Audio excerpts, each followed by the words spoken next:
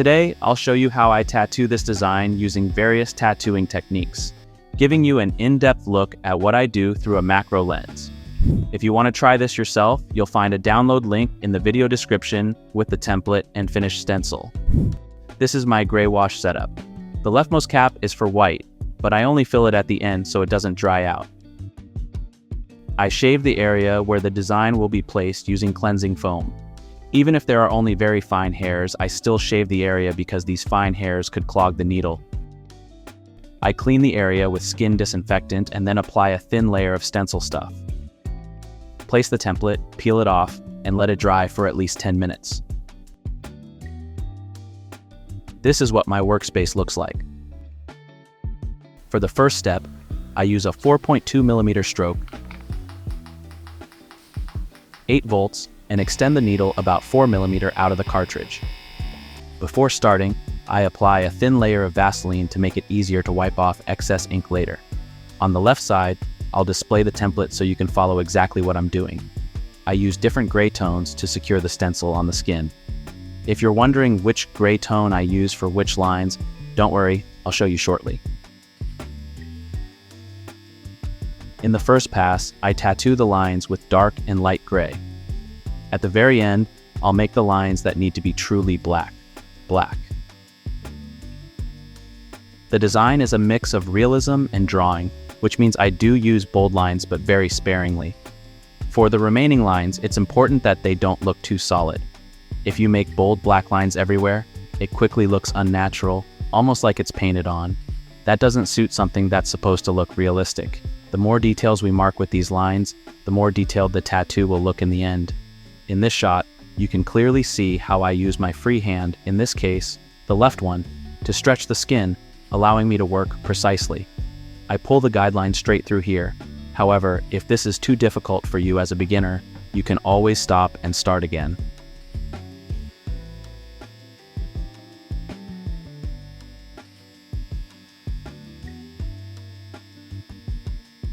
With small zigzag motions, I try to replicate the natural outline of the leaf.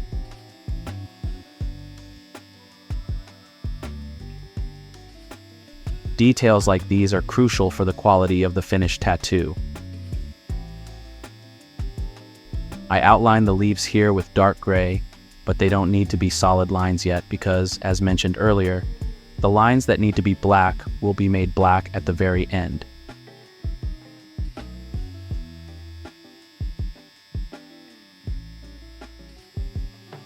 In nature, there are hardly any straight lines, so try your best to capture the natural curve of the plant. The goal of this step is to outline the areas that will later be shaded. I do the same for the inside.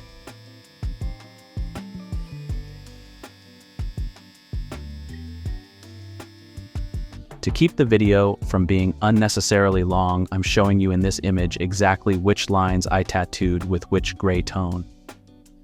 The red marked lines were tattooed in a dark gray tone and the rest in a light gray tone. So far, I haven't used any black, which is why it's not important for the lines to be bold and dark yet. That comes at the very end. With small circular motions, I can now fill in all the areas that are black. There aren't many in this design, but they're still important for the final look. It's important to always have enough ink in the cartridge. These areas could also be filled in with dark gray, but that would reduce the contrast of the design and make it look less deep. Black gives realistic design structure and dimensionality.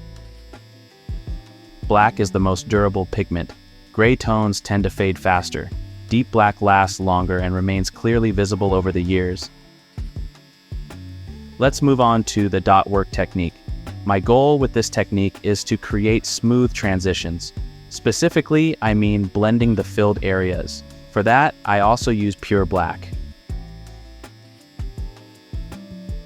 If a dark filled area has hard edges, it appears stuck on and not part of the overall design. Dots are less intense than a continuous line or solid area. They soften the boundary between the filled area and its surroundings. In nature, there are rarely hard, sharp edges. With dot work, the tattoo blends better into what we perceive as real.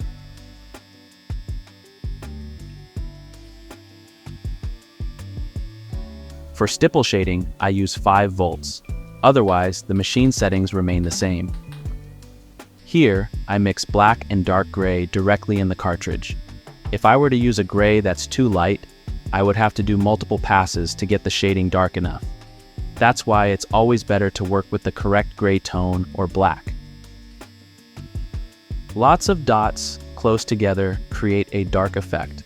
Fewer dots with more spacing appear lighter.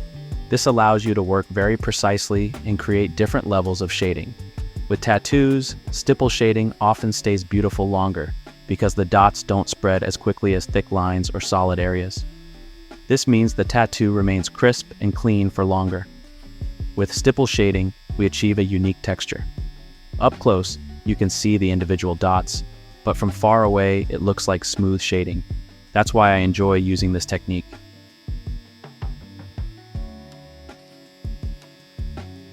Since the leaves are very light, as you can clearly see in the reference, I use a medium gray tone to shade them. Work with a controlled stippling motion.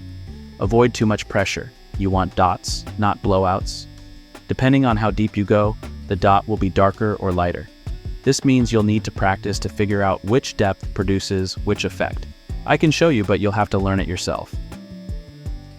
The best way to improve is to study healed tattoos and draw your own conclusions. That's how I learned as well. Now I'll finish shading the rest of the leaves with the same technique.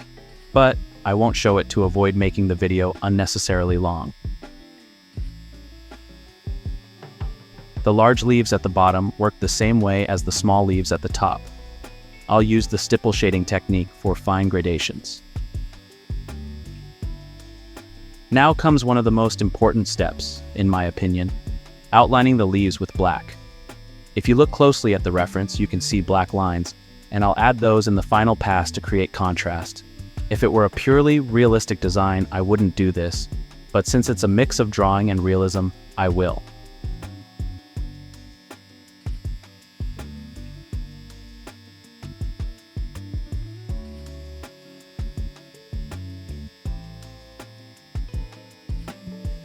Now let's talk about white. Imagine the flower is in sunlight. There are always spots where the light hits it, like here in the center. Without these highlights, the flower would look flat and almost boring. The white highlights are essentially the gleam points that bring the design to life. They add depth to the flower and make it look more realistic. When you tattoo white ink into the skin, it mixes immediately with the blood and lymphatic fluid. That gives the white a pinkish or slightly flesh-colored tone. Once the skin heals and the blood and fluid disappear, the white becomes clearer and looks brighter. That's completely normal, so don't worry if the fresh white doesn't look perfect.